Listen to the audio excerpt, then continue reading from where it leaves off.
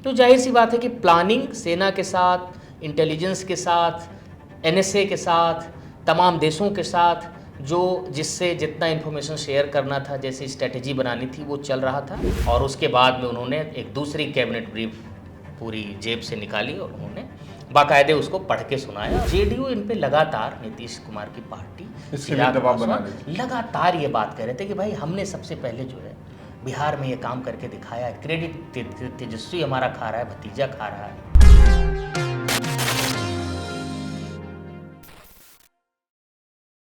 कैसे हैं आशुतोष जी? सर बहुत बढ़िया। ऑफ अच्छा। कैमरा का एक और एपिसोड। हाँ, पिछली बार नहीं था लेकिन इस बार पहुंचा हूँ। कहाँ चले गए थे? बिहार? हाँ बिहार, जाहिर सी बात है, और कहाँ जाएंगे, इस साल कहीं और जाने कोई गुंजाइश है कहीं?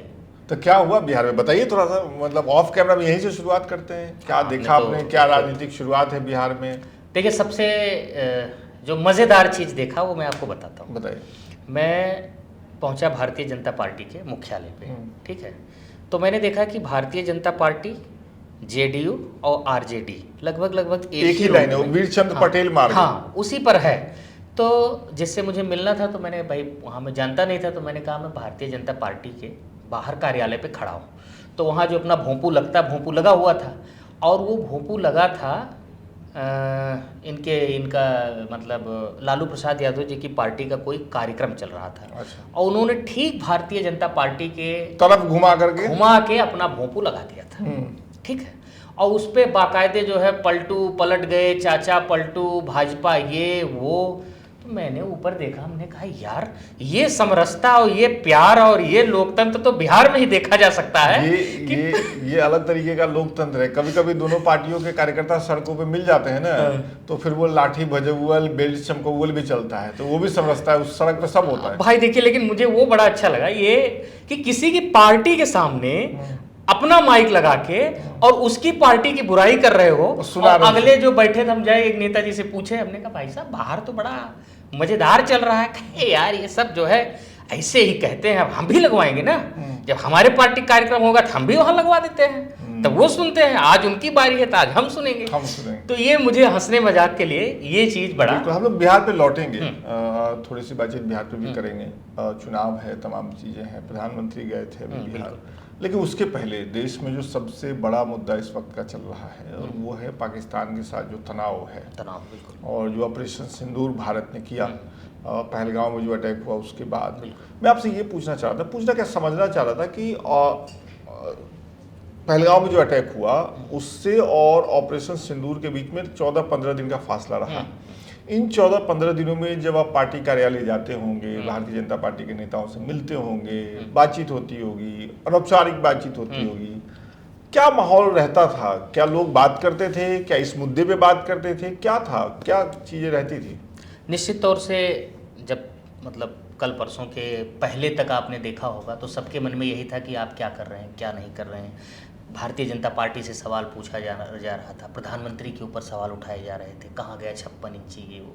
लेकिन मैं आपको फिर बिहार ले चलूँगा। उस पहलगाम के घटना के बाद आप देखे होंगे कि प्रधानमंत्री ने सार्वजनिक मंच पे जो पहली बार कोई बड़ी बात कही थी वो बिहार में ही कही थी। बिहार में उन्होंने मौन रखा, बिहार में उन्होंने कहा कि हम आतंक का निस्तनाबूद करेंगे, और हम जो भी उनके बड़े बयान थे। तो उसी दिन ये तय हो गया कि प्रधानमंत्री कुछ तो करेंगे, और जो भी करेंगे वो बड़ा करेंगे। तो जाहिर सी बात है, जब हम लोग पार्टी मुख्यालय जाते थे तो बातचीत करते थे कि भाई आपस में, पत्रकारों में भी, नेताओं से भी क्या करेंगे। तो उनके तरफ से बहुत ही, उनके नेताओं की तरफ से, उनके लोगों की तरफ से बहुत सधा और बहुत आत्मविश्वास से भरा बयान एक ही आता था कि कुछ होगा, जो होगा वो बहुत बड़ा होगा और होकर रहेगा। उनकी एक ही लाइन थी, और ये लाइन तब तक उनके नेताओं ने बोला जब तक कि 2 दिन पहले हो नहीं गया, तब तक ऑपरेशन नहीं हुआ, तब तक वो लाइन बोला, और बड़े भरोसे के साथ बोला। यही नहीं, उनके बाद आप जितने एचएम की रैलियां देखेंगे या जनसभाएं देखेंगे या उनके भाषण देखेंगे, उन्होंने भी वही बात सेम पकड़ी। रक्षा मंत्री ने भी सेम बात पकड़े रखी थी। तो जाहिर सी बात है कि प्लानिंग सेना के साथ, इंटेलिजेंस के साथ, एनएसए के साथ, तमाम देशों के साथ जो जिससे जितना इन्फॉर्मेशन शेयर करना था, जैसी स्ट्रेटजी बनानी थी, वो चल रहा था। और आपने इस बीच में देखा होगा कि भारतीय जनता पार्टी का या एनडीए का कोई नेता कोई बड़बोलापन नहीं किया। सब ने बहुत सधे अंदाज में, बहुत मज़े अंदाज में, एक तरीके से विपक्ष तो खड़ा ही रहा, एनडीए भी खड़ा रहा। अभी मैं पिछले दिनों पूर्व प्रधानमंत्री एचडी देवगौड़ा साहब से मिला, तो मैंने उनसे बड़ा साधारण सा सवाल पूछा। हमने कहा सर, जो स्थितियां पाकिस्तान में बनी हैं, भारत में जो स्थितियां बनी हैं आतंकवाद को लेकर, आप पूर्व प्रधानमंत्री हैं, आप कैसे देख रहे हैं? तो उन्होंने एक बात मेरे से मतलब बातचीत में कही, ऑफ द कैमरा उन्होंने भी ये बात कही। उन्होंने कहा कि देखो यार, इससे पहले मैं प्रधानमंत्री रह चुका हूँ, मैंने किसी प्रधानमंत्री को सेना को इतना छूट देते हुए नहीं देखा। हमारी सेना पूरी तरीके से सक्षम है, और जिस तरीके से प्रधानमंत्री मोदी ने सेनाओं को फ्री हैंड कर दिया है, ये अपने आप में बहुत बड़ी बात है। और हमारी सेना सक्षम है, वो हर मुद्दे और मसले से निपट लेंगे। प्रधानमंत्री एक परिपक्व लीडर हैं, उनको मैं 23-24 सालों से देख रहा हूं। उनका जो भी निर्णय है, चाहे वो जातीय जनगणना का हो, चाहे वो भारत पाकिस्तान के इशू का हो, आतंकवाद पे हो, हम लोगों का पूरा समर्थन है एनडीए दल के तौर पे।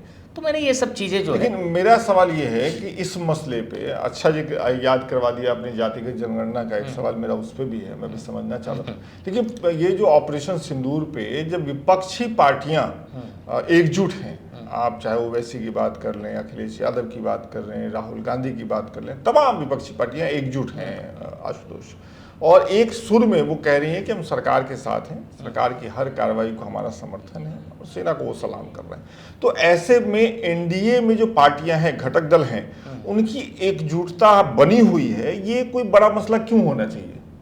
नहीं, ये बात सही है आपका, बड़ा मसला नहीं होना चाहिए। लेकिन मेरे कहने का मतलब, अगर आप किसी के साथ खड़े हो, जो भारतीय जनता पार्टी है, आपने देखा होगा उससे पहले जो है एनडीए घटक दलों के नेताओं का बयान आ जाता है कि भैया आपको कहने की जरूरत नहीं है, आपको सर्टिफिकेशन देने की जरूरत नहीं है, हम ऑलरेडी राष्ट्रीय मुद्दों पर आपके साथ खड़े हैं। तो ये एक बात होती है, एक जेस्चर होता है कि एनडीए के घटक दलों ने भाजपा की ओर पहले बढ़ के हाथ बढ़ाया और कहा कि भाई जैसे विपक्ष खड़ा है, हम भी खड़े हैं, हमारी तरफ से कोई संदेह आप मत रखिएगा। तो बस इतना सा है, बाकी उसका कोई बहुत मतलब नहीं। करगिल में जब तनातनी हुई थी और करगिल का युद्ध जब हुआ था, तो मैं छोटा था, मतलब गांव में था, पता नहीं आप को याद है कि नहीं। करगिल बहुत कम याद है, बहुत कम याद है। हाँ, मैं इतना याद है मुझे कि चीजें हो रही थी, मैंने अटल बिहारी वाजपेयी को सुना उस समय टीवी पे जब वो बोल रहे थे, हमें याद है कि कैसे मौतें हो रही थी, हम रेडियो पर समाचार सुनते थे कि इतनी जानें चली गई, तमाम चीज हो गई।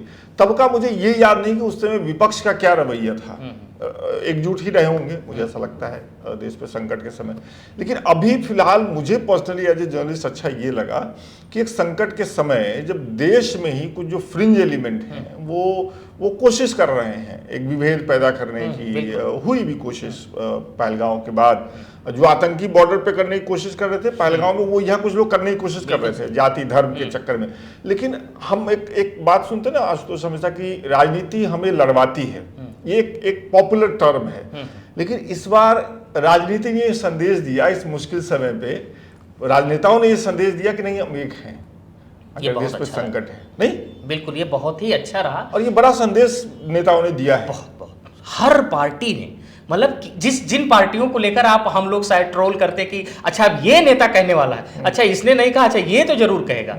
लेकिन हम लोगों कहीं भी, मैं इस बात का बड़ा, इस लोकतंत्र का मैं बिल्कुल धन्यवाद करता हूं, और सारे नेताओं को भी हम सबको करना चाहिए। जिस तरीके से एकता इस विषय पे दिखाई, वो वाकई गर्व का विषय है, और इससे पता चलता है कि हमारा लोकतंत्र बहुत मजबूत है। और इससे पता चलता है कि हमें भी एकजुट रहने की जरूरत है। कम से कम आपस में जो मतभेद हैं, जो लड़ाई झगड़े हैं, कुछ विभेद हैं, उनको अभी फिलहाल किनारे रख करके हमें भी एकजुट रहने की जरूरत है, देश के तौर पे मजबूत रहने की जरूरत है। बिल्कुल बिल्कुल। चलिए, इससे अलग जाऊं, एक सवाल मैंने आपसे पूछना था, ये इतने बड़े जब मामले होते हैं, सेना के साथ ऑपरेशन करना है, इसकी प्लानिंग करनी है, क्या होगा नहीं होगा, तो भारतीय जनता पार्टी सरकार में जो लोग हैं, जैसे कि रक्षा मंत्री जी हैं, गृह मंत्री हैं, देश के प्रधानमंत्री हैं, तो ये इन्हीं तीनों लोगों के बीच की चीज होती है या बाकी और भी कोई लाइन होती है जिसको पता होता है कि क्या होने वाला है? मुझे लगता है कि राष्ट्रीय सुरक्षा से जुड़े मुद्दे का पार्टी से कोई लेना देना होता नहीं है, वो चाहे जिसकी सरकार हो, चाहे जिसकी पार्टी हो। राष्ट्रीय सुरक्षा के अपने तय लोग हैं, किनके साथ बैठना है, सेना के साथ बैठना है, प्रधानमंत्री के साथ बैठना है, एचएम के साथ बैठना है, रक्षा मंत्री के साथ बैठना, वो दायरा तय है। हाँ, पॉलिटिकल पार्टी, आप चूंकि रूलिंग पार्टी हो, आपको क्या स्टैंड लेना है, कितना बोलना है, कितना नहीं बोलना है, इस पे जरूर एक गाइडलाइन बड़े नेताओं के थ्रू आती है, और जिसका मुझे लगता है कि भारतीय जनता पार्टी ने बड़ी जिम्मेदारी से पालन किया है। और न सिर्फ भारतीय जनता पार्टी ने, दूसरे दलों ने थोड़ा बहुत, कांग्रेस के यहाँ से दो एक नेताओं का ऐसा बयान आया, लेकिन राष्ट्रीय स्तर पे देखिए तो चाहे वो राहुल गांधी जी हों, चाहे खड़गे जी हों, सबने जो है लाइन बहुत ही अच्छी लगी, अच्छी लेकर तो चलिए इससे आगे बढ़ते हैं। एक और चौंकाने वाली चीज हुई पिछले दिनों, और वो हुई जातिगत जनगणना के लिए केंद्र सरकार की हामी भर देना। ये कैसे हुआ? मतलब देश के प्रधानमंत्री उसे अरबन नक्सलियों की सोच बता चुके हैं, आरएसएस कह चुका है कि जाति की पे बात करने की जरूरत नहीं है, जातिगत जनगणना तो दूर की चीज है। उसके बाद अचानक से जातिगत जनगणना के लिए मान जाना, क्या ये बिहार इलेक्शन का इफेक्ट है? ये नीतीश कुमार जी ने करवा दिया है? कैसे हुआ ये? कैसे भारतीय जनता पार्टी का मन कैसे बदला जाता है? आप खुद बिहार से हैं, और मैं तो अब चुनाव एक ही राज्य में, तो हर बात में बिहार की ओर लेकर जाऊंगा, और जाना भी चाहिए। आप सोचिए कि थोड़े समय पहले, माने लोकसभा चुनाव के पहले, जब जातीय जनगणना बड़ा मुद्दा बन रहा था, तो प्रधानमंत्री ने 4 जातियों को निर्धारित कर दिया, महिला, किसान, नौजवान और चारों गरीब निर्धारित कर दिया। अचानक उनका मूड ऐसा बदला कि वो जाति तो है ही, उन्होंने जातीय जनगणना पे, वो भी ऐसे क्रूशियल टाइम में, मैं उस समय कैबिनेट ब्रीफिंग में मौजूद था, मैंने देखा कि अपने मंत्री जी आए, वैष्णव जी, और पहले तो उन्होंने जो नॉर्थ ईस्ट के सड़क का और किसानों के 15 रुपये क्विंटल गन्ने का रेट का वो पढ़ा, और उसके बाद में उन्होंने एक दूसरी कैबिनेट ब्रीफ पूरी जेब से निकाली, और उन्होंने बाकायदे उसको पढ़ के सुनाया, और उसमें कहा कि कुवैत सरकार ने जातीय जनगणना को हरी झंडी दे दी है, हम जातीय जनगणना कराएंगे। और उन्होंने ये भी कह दिया कि कांग्रेस इसकी विरोधी रही है ना। पूर्व प्रधानमंत्री जी ने कहा था कि हम करवाएंगे, और उसके बाद में उन्होंने मनमोहन जी ने उसको ठंडे बस्ते में डाल दिया, हम देखिए करवाए। तो सारी बात, सारा क्रेडिट खुद जो है लेते हुए उन्होंने फिर कैबिनेट नोट अपना जेब में रखा और चले गए। तो जाहिर सी बात है ये विषय है। और नहीं, लेकिन उन्होंने जब ये बात कही होगी तो वहां मौजूद आपके सहित बाकी पत्रकारों को भी 1 मिनट के लिए थोड़ा लगा नहीं कि ये कहाँ से आ गया? नहीं, बिल्कुल लगा, क्योंकि अश्विनी वैष्णव जी जब भी इस पीसी करते हैं, कैबिनेट ब्रीफिंग देने आते हैं कैबिनेट के बाद, तो वो ऑफ द बीट जो है थोड़ा बातचीत करते हैं, लेकिन उस दिन 1 सेकंड के लिए रुके नहीं। मैं सबसे पहले तीसरी रो में था, भागा कि लाओ इससे पूछे कहाँ से आपको इतना जग गया अचानक, जातीय जनगणना आप कहाँ से ले आए, कहाँ से ये अचानक हुआ, कुछ थोड़ा जाने। लेकिन चुपचाप वो बिना कुछ बोले, बिना एक शब्द बोले, उस दिन ये भी नहीं कहे आप लोग चाय पी लीजिए, गाड़ी में बैठे और निकल गए।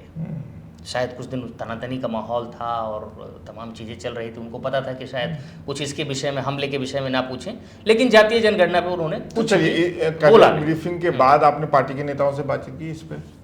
थोड़ा सुबुगाहट लेने की जो कोशिश की कि ये कैसे हो गया? मतलब नहीं, देखिए, ये सच बताएं तो ये किसी को पता नहीं था। मैं 2-3 लोगों से पूछा, तो भारतीय जनता पार्टी के ही 2-3 नेताओं ने कहा कि यार मुझे ये फैसला जो है कैबिनेट ब्रीफिंग के बाद ही पता चला।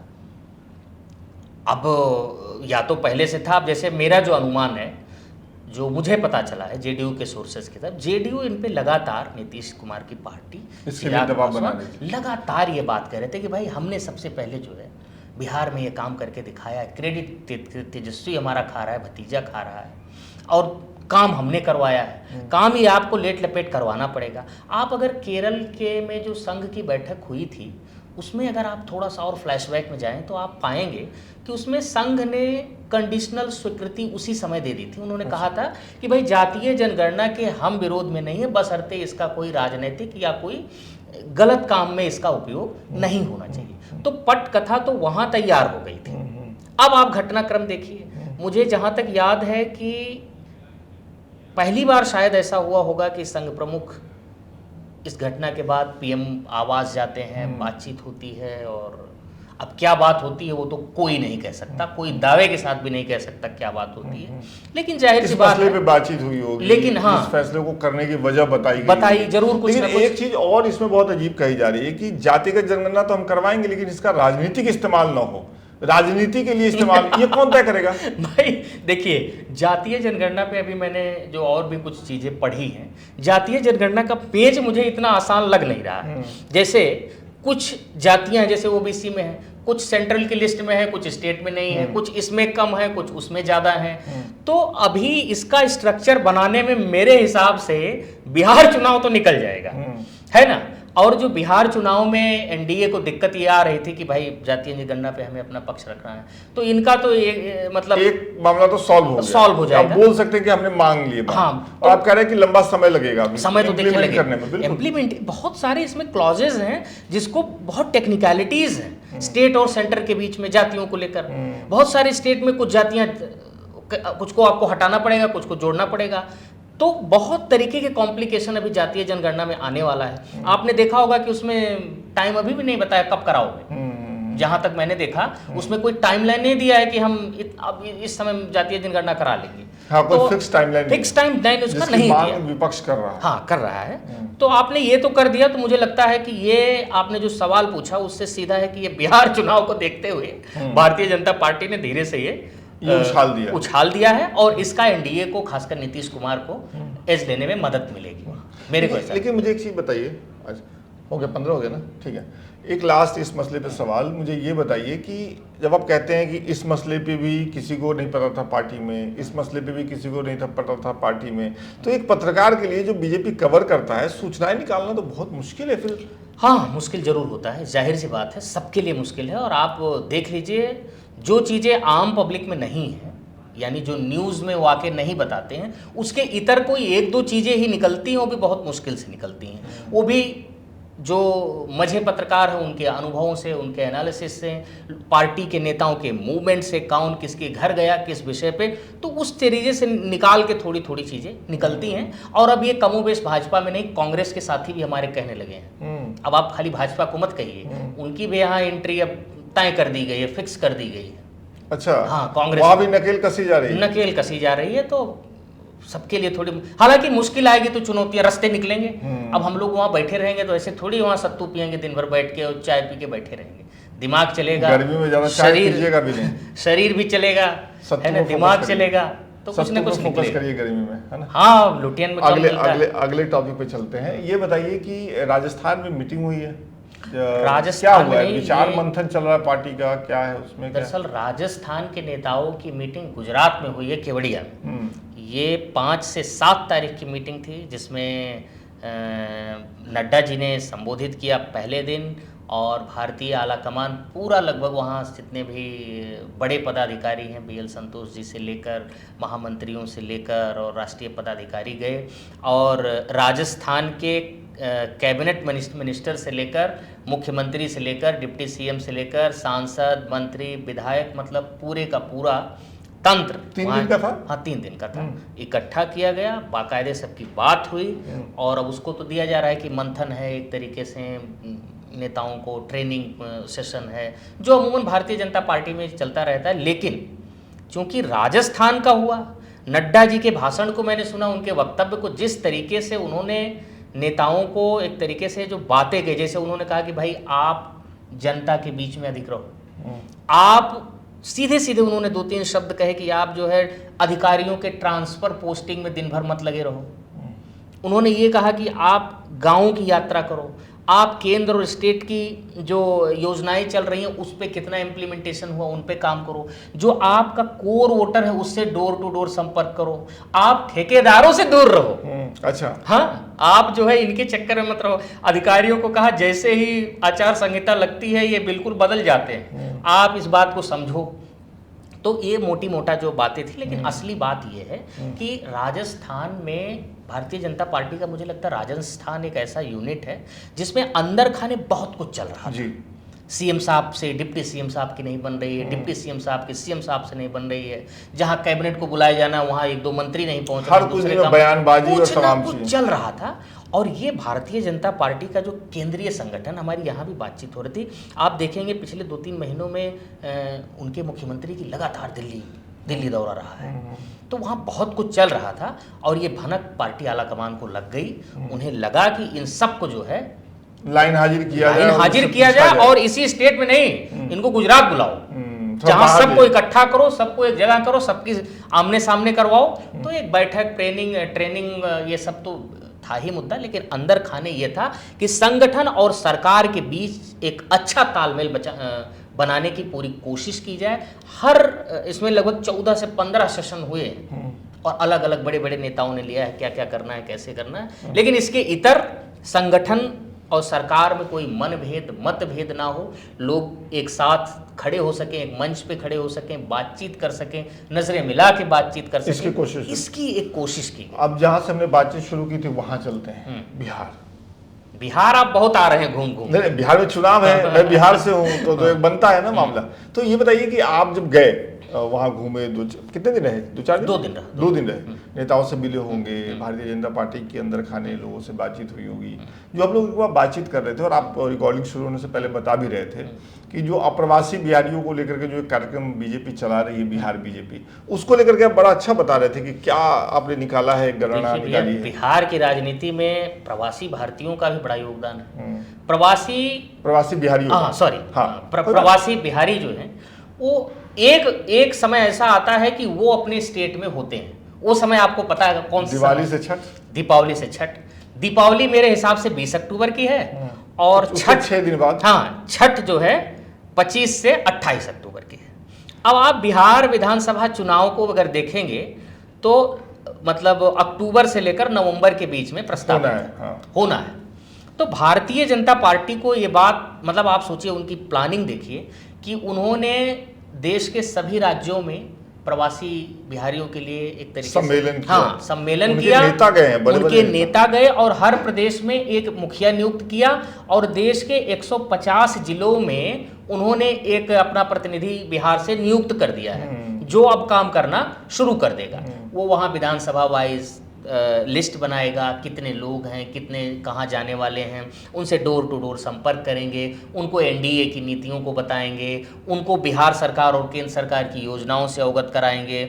और मुझे तो लगता है कि उनके आने जाने तक की व्यवस्था का भी ये, मैं भी इसको आधिकारिक नहीं कह रहा हूँ, लेकिन मुझे तो लगता है कि ये प्लानिंग भी होगी, क्योंकि आप देखे होंगे कि उस समय छठ के समय किस मुश्किल से गुजर के लोग बिहार पहुंचते हैं छठ मैया के कार्यक्रम में। तो ये एक बड़ी प्लानिंग है, बड़ी स्ट्रेटेजी है, माइक्रो प्लानिंग इसको भाजपा। आप सही कह रहे हैं कि अगर भारतीय जनता पार्टी लाख सम्मेलन कर रही है, लेकिन अगर उस दौरान जो गड़बड़ होती है ना, उसको मैनेज नहीं किया तो ये उल्टा भी पड़ सकता है। पड़ ही सकता है भाई, अगर चुनाव का समय, अगर प्रवासी नाराजगी में वोट डालने चले गए क्योंकि केंद्र में बीजेपी की सरकार और बिहार में भी बीजेपी के गठबंधन वाली सरकार, और वोट डालने चले गए प्रवासी जो उस तरीके से आएंगे ट्रेन में लद के, कोंचा करके और पैखाना के डब्बों में बैठ करके, तो उनको दिक्कत होगी। तो मुझे लगता है कि ये मैकेनिज्म इनको 4-6 महीने पहले डेवलप कर लेंगे और उनके कम से कम जाने की तो करना ही पड़ेगा, या जो व्यवस्था बनाएंगे कि भाई सरकारी स्तर पे, तो देखिए तैयारियां होती हैं। लेकिन आपने देखा होगा कि उस दौरान कोई साधन संसाधन, पूरा एयरपोर्ट आप देख लीजिए, ट्रेन देख लीजिए, बसें देखे, मैंने तो देखा है कि ट्रकों में लद के लोग जा रहे हैं जो मजदूरी करते हैं या नहीं साधन मिलता, लेकिन जाते जरूर हैं। और बड़ी संख्या में भाजपा के लोग कह रहे थे कि वो बड़ी संख्या में बिहार के मतदाता हैं। हाँ, वो तो है। मतलब ये नहीं कि आप दिल्ली में रह रहे हैं तो दिल्ली का उनका आधार है या वहाँ के वोटर है, वो वोटर है, कामगार है, वो कहाँ से अपना बनवा लेंगे, तो उनका वोटर तो वो वहीं के रहते हैं। वो एक बड़ा चंक है और उस पर नजर है बीजेपी की, ये बहुत तगड़ी नजर है। एक वोट पे प्लानिंग चल रही है। एक तो ये हो गया। दूसरी एक चीज वहाँ एक जो चल रहा है वो है डिजिटल तैयारी। अच्छा। सोशल मीडिया पे भारतीय जनता पार्टी बिहार के सभी विधानसभा क्षेत्रों में मजबूत होना चाहती है। न सिर्फ विधानसभा क्षेत्र में, उनकी तैयारी है कि विधानसभा में, हर विधानसभा में 7 लोग सोशल मीडिया पे रखेंगे, फिर ब्लॉक पे रखेंगे 7 लोग, और फिर जो इनका शक्ति केंद्र है यानी जो ग्राम सभा है, ग्राम पंचायत है, उस पे। तो ऐसे टीम 7 की ऊपर तक विधानसभा तक ये बनाएंगे। इनका इसके पीछे का मैंने तर्क पूछा, भाई इसके लिए ऐसा क्यों कर रहे हो? क्या यार, भारतीय जनता पार्टी में प्रत्याशी 4 दिन 5 दिन पहले आता है, तो अगर हम डिजिटली, हम सोशल मीडिया के जरिए उस विधानसभा पे अपनी पैनी पैठ रखेंगे, अपनी बातों को कहते रहेंगे, एजेंडे को बताते रहेंगे, तो कोई भी कैंडिडेट आएगा, तो कोई कैंडिडेट आएगा उसको वो सपोर्ट कर देगा। तो ये जो डिजिटल तैयारी उनकी चल रही है, ये शायद किसी और पार्टी में अभी इतने व्यापक स्तर पे नहीं चल रही। इसके लिए केंद्रीय नेता गए, तावड़े जी ने 3 दिन की सभा ली वहाँ पर, है ना। इसके पहले जो है VL संतोष जी भी जा चुके हैं संगठन की चीज़ों को लेकर। अभी तरुण चुग जी और नेता वहाँ पर अभी 2 दिन पहले ही वहाँ थे। तो बहुत कुछ चल रहा है। बिहार बिल्कुल जो है रंगारंग होने वाला है। इतना कुछ चल रहा है, बिहार रंगारंग होने वाला है। आप ऑफ कैमरा में ऐसे नियमित आते रहिए, हाँ बिल्कुल, मैं और बताते रहिए कि बीजेपी में क्या कुछ चल रहा है।